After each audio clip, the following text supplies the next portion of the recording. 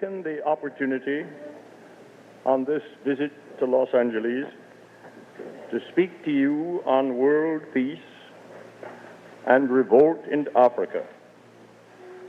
These subjects, together with that of the problems of minorities in the United States, form in fact one problem when brought together and viewed in unity. It is that task which I ask you to permit me to essay tonight, and to approach it from the point of view of what we usually call the Negro problems. All so-called social problems tend to merge. They all have to do with human actions and are based on human customs and treat the numerous and intricate relations of human beings.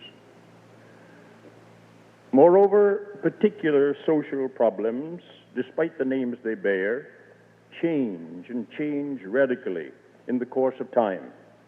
Indeed, social problems change more often and in more ways than physical problems because of the unpredictable variations in human feelings and choices.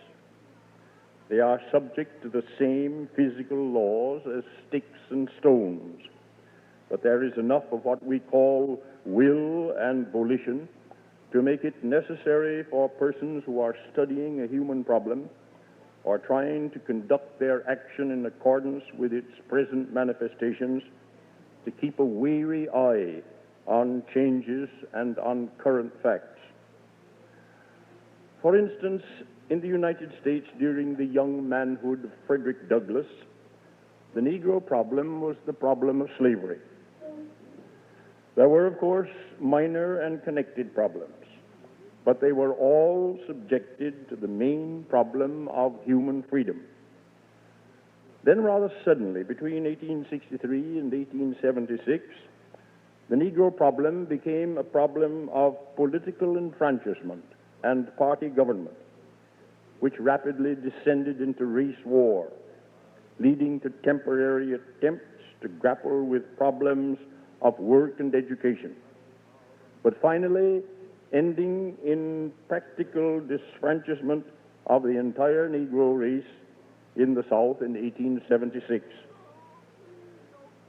From 1876 until our day, the race problem in the United States of the Negro has been primarily a struggle to regain the right to vote in the midst of caste discrimination, changing slowly but definitely to a problem of the right to work and to be trained for work at all levels, and to a struggle for broad civil and social rights.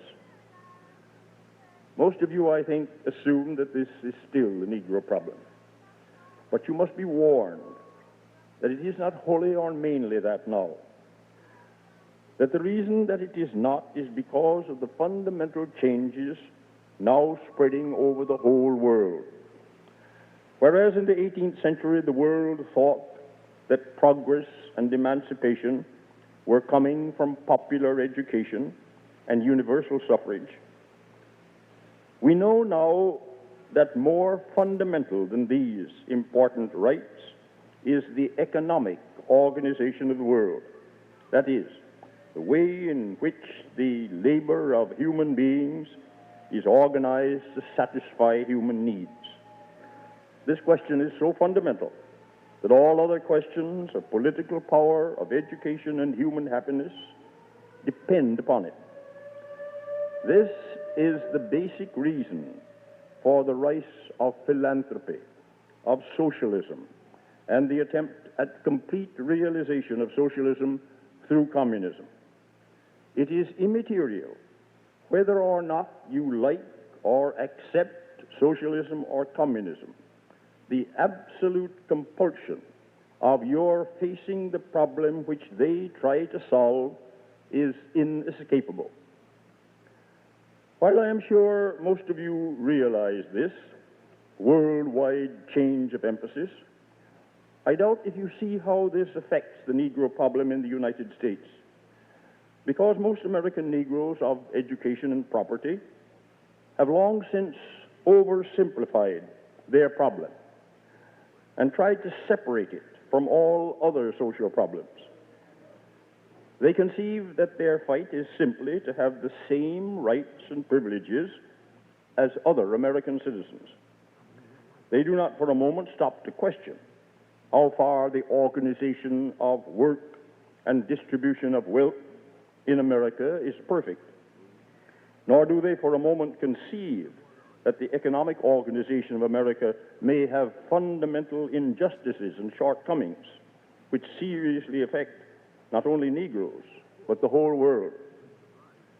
Just as Booker Washington, in his day, assumed that American ideals were complete and right, that all we had to do was to fight to imitate and attain them, so today, we Negroes are largely quite swept away by the miracles of American industry, the huge accumulation of wealth, and the conspicuous expenditure which we find about us.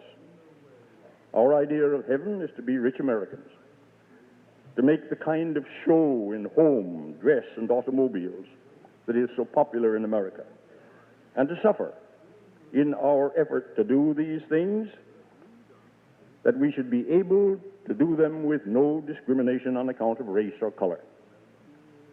This is dangerously short-sighted. We American Negroes are part of the working force of the world. Not only do we represent an important segment of the American working class, but also of the working classes of Europe, Asia, and Africa, and the other Americas. In these days of uncertainty, we have to live, and here in the United States, where for many it is difficult to earn a living without selling one's soul to falsehood and greed. And that was